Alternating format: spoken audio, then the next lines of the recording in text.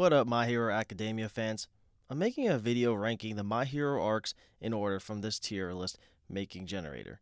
This video includes stuff that happens in the manga, so if you haven't read and aren't on the latest chapter, I'd leave the video. The arcs are in order, and then I'll place them under what rank I believe, and also, I'll put them in order under the ranking.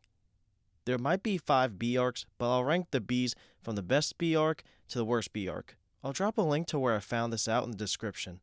Lastly, I'm going off the top of my head, and this is all done on the spot, so sorry if I botch some names or forget some names of characters altogether and just stuff some specifics on the arcs. Now, let's get started. Alright, so the entrance exams arc. Yeah, it's a pretty good one. I mean, it's the introduction to the show. You only really know at this point, basically, Midoriya and Bakugo. I mean, you kind of do get Uraraka and Ida. Ida at this point, man, he was an asshole. But, yeah. It was, obviously, it was awesome seeing when he, what does All Might say? Now clench your butt cheeks and say from the top of your heart. This is Detroit Smash. That was awesome. But I don't know, it's an introduction, not really much to say. I'm going to give it a C for now. Yeah, I think that's about right. Next is the Battle Trail arc. Yeah, I mean, we get kind of the introduction to Shoto and how he's kind of a villain. And yeah, definitely did like his costume. I like it after what is it, the USJ arc. But yeah, we get more Bakugo Midoriya, I guess, development. This kind of shows how Bakugo feels inferior to him.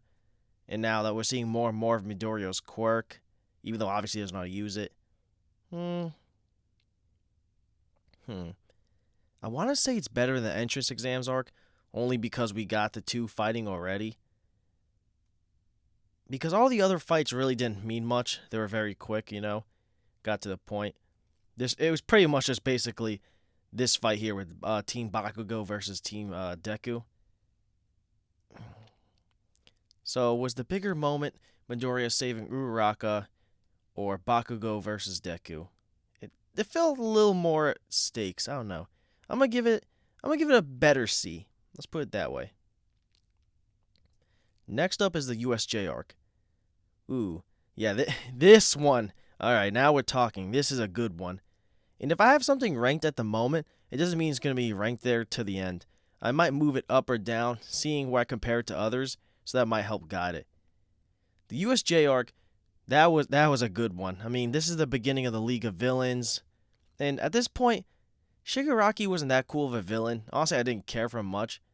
And even with with Eraser, yeah. He thought originally that, oh, Shigaraki, you're a final boss, and Shigaraki's not me, and it's that Nomu. Like, at this point, yeah, Shigaraki really is just a kid. He doesn't feel, I guess it's cool with the hand on his face. Definitely appearance-wise, I kind of felt a little like a villain, but it felt weird. Like, he's treating it like a video game. It says, like, let's clear this level and go home. I don't know. So, as far as the interesting League of Villains, I don't care about Shigaraki yet too much. Honestly, yeah, no. I'm blanking. Kirigiri. There's the name. See, I'm forgetting names already. Kirigiri I like him better than Shigaraki, to be honest. So, yeah, we get to see a little more development out of, all the characters. I guess we get to see some of the quirks of the characters a little more in depth, maybe. Obviously, we get to see one of the greatest moments of all My Hero Academia with All Might versus the Nomu. Oh my god, when he says, go beyond plus ultra and just punches him out of the place. Anytime they play You Say Run, that song, you already know it's going to be a banger of a fight. So, I think I'm going to have to go with an A for now. Yeah, I don't think it's an S tier. This moment when he punches the Nomu through the building is probably a top 5, and just overall one of the best fights of My Hero Academia. But as a whole, I don't know, because they're all just weaklings of fighting. At this point, Shigaraki's not at his full extent. I don't know. But yeah, this is probably the best we saw of All Might. So yeah, an A is good for now. Oh wow, yeah, this is 2 great arcs in a row. Yeah, the UA Sports Festival arc. Yeah, this is automatically an S. I don't have to think about it. It is an S. Now, I said some might go up or down relative to the next ones, but I promise you this is the best arc. It won't be changing for me when we look at all the rest of them, all the way down to the current arc we're at, where Midoriya is kind of turning into anti-hero, whatever you want to say. But yeah, this is by far the best arc. Reason being is because it's weird. So what I think goes into a great arc is unpredictability, high stakes, and just great fights and great character development. Four things.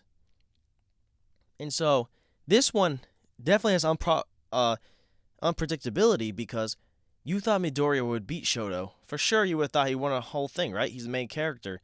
Naruto beat Neji, so look here. Sasuke beat Gaara. You'd be thinking that.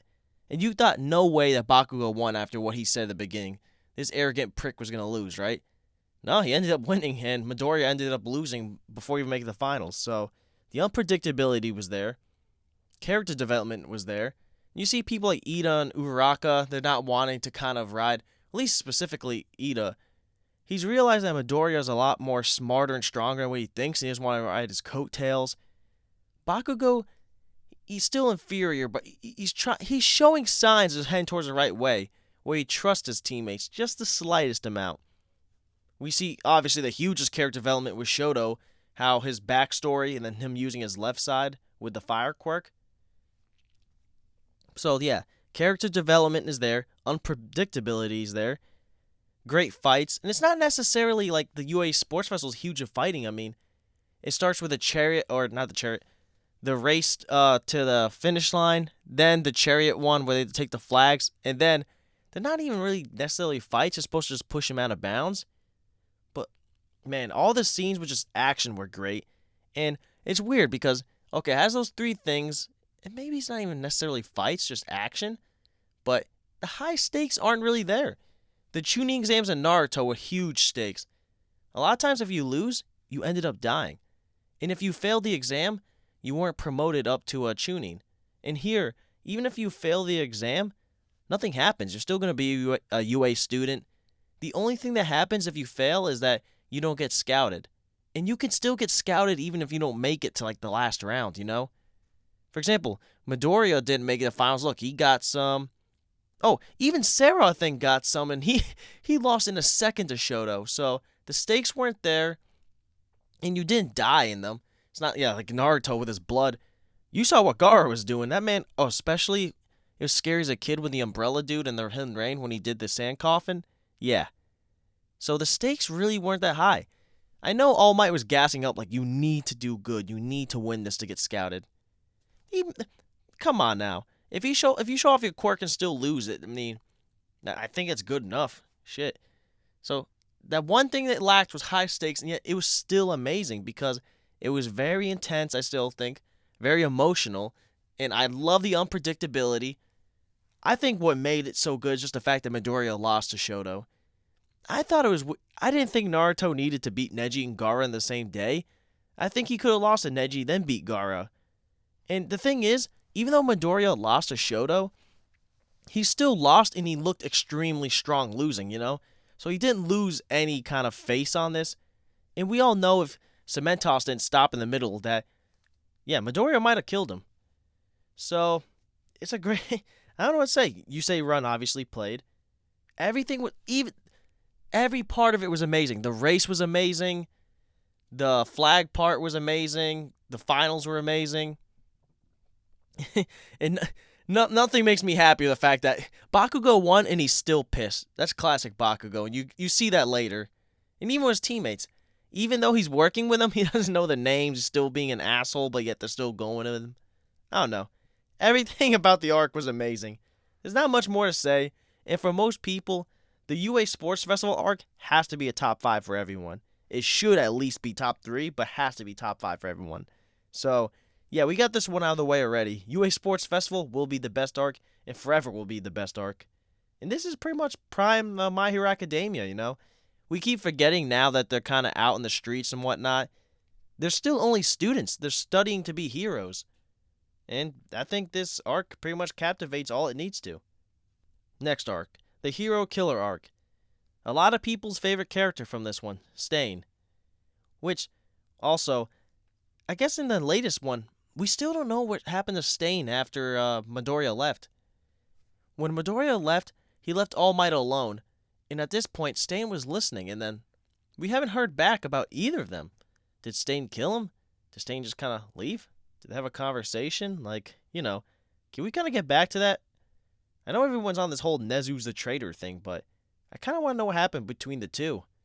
So, yeah, Stain was a great villain in terms because he has you thinking. This is the beginning of, oh, the heroes are corrupt. The heroes aren't really heroes. And that's always a nice villain. A villain that makes you think about what really is a hero and what's right and wrong. Just brings perspective to the story. Pain did a great job in this, and this is why Pain was my favorite character in Naruto. All up until then, the Hidden Leaf were seen as heroes, but then Pain kind of flips the tables and all this and tells them, wait, you guys aren't the heroes. You guys, look at my village. Look what you guys did to it. You think you're the heroes? And kind of, Stain's doing the same. How some heroes are doing it for money or greed. All Might's the only real hero because he's doing it with he doesn't care about ranks and all this. And, ooh, you saw when he saw Endeavor? Yeah, that really got him started. Probably activated his second quirk. That said, just seeing Endeavor makes someone awaken another quirk. So, yeah, we got more. And this one was huge, not just obviously Stain, but this was huge for Ida. This was definitely Ida's arc. We saw Ida as this nice guy. He's a school representative. But man, when Ingenium took the fall, that really brought his rage. And even more development for Shoto. Shoto, he's went a far way since the UA Sports Festival. Because even he saw Ida when he was leaving. It's like, you got the same face as me before, that face of vengeance. So yeah, it brought a really the soundtrack and just the emotions all running in it. The fight was amazing with Stain versus them three. I don't know. It was just felt. It was the USJ arc, just on a wider scale. Instead of it just being contained into the dome with the violence, it was spread against a whole city. And then we see more of the Nomu, getting a little more into them. And then we see Shigaraki. And still, as the villain, I don't know. I don't care for him yet. And they're kind of playing it like, yeah, Deku and Shigaraki are going to be the next all for one and one for all, but you care more for Deku than you do Shigaraki. Because look, it's Stain's only in this arc, and yet he still feels more of a villain, more important than Shigaraki.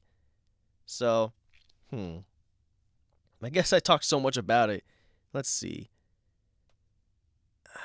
I want to put it at a B. I don't know. Stain was such a great character, but I think for now we'll keep it a B. It might get bumped up to an A, but it would be a low A. So we'll keep it a B. Next up is the final exams arc. Yeah, this one had pretty much two, obviously, in particular fights. I'd say Deku and Bakugo versus All Might, and then Momo and Shoto versus Eraser. There were still obviously other ones, but yeah, it's kind of like the Battle Trail arc, where pretty much there was only Deku and Midoriya going against each other. This time now they're together. I mean, the other fights were alright. I mean, I'm still with it. I mean, they showed how Sue was just an overall just great, dependable, pretty much ally. She can do it all. She's just very well-rounded. This is why, like, the biggest arc, I guess it's the biggest moment for your favorite hero, Grape Juice, your favorite pervert, showed he can even whine and can still be just confident. Showed Momo how, even though she was starting to lack more and more confidence, that Shoto kind of, and Eraser gave her that boost that she needed. But man, all the heroes kind of, they're laying back a little. In Eraser, he could have ended the fight if he wanted, but when Momo slightly missed a catapult, but he let himself get caught. This man really did feel like he's holding back. Man, when he, Detroit punched the air to run into Midoriya and break his back, this man it felt like he was not holding back.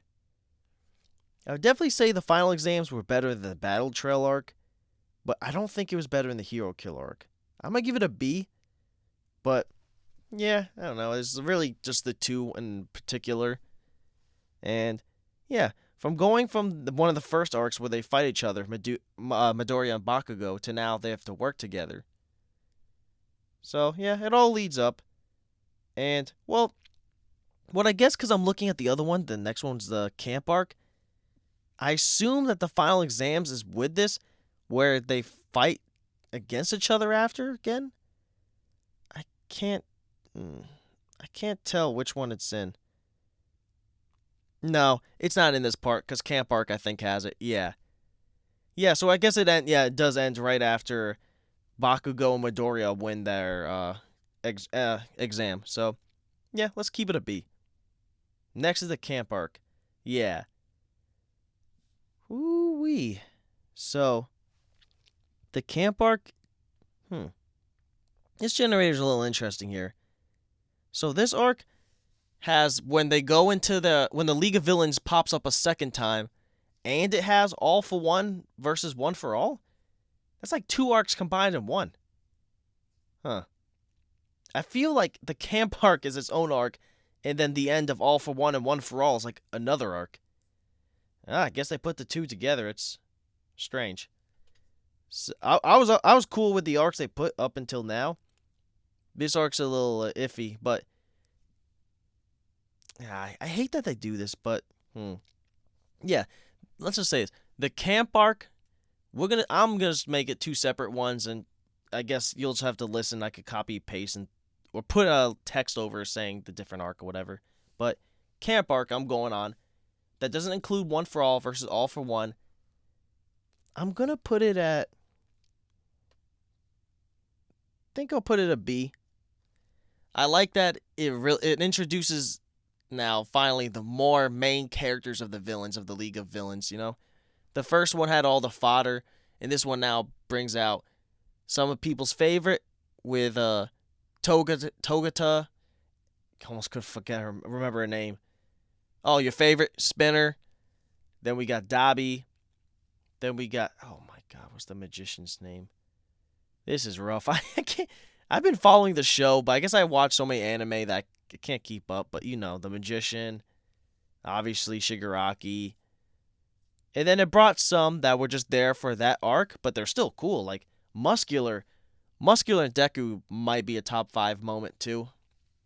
Then it brought Moonfish, which that was awesome seeing Tokiyami at 100% just darkness. I mean, yeah, we got to see 1,000,000% All for One, or I guess One for All. What was interesting, that was a good one. Seeing the ending too, how it ended. Why they're there, I guess also to shake fear into the heroes. That's what they always are. It's not just about defeating them, like actually killing them. It's about putting a fear into the public, just kind of misleading the media into believing the heroes stink. Like, wow, you pay these heroes all this much and they can't even save a kid? Look what they did. And they were really going for the blow. By getting Bakugo, if you could get a student at UA, the most prestigious school, to turn into a villain, yeah, that says a lot.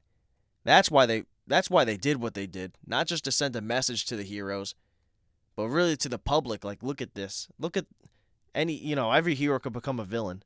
That was awesome. I love that they got Bakugo.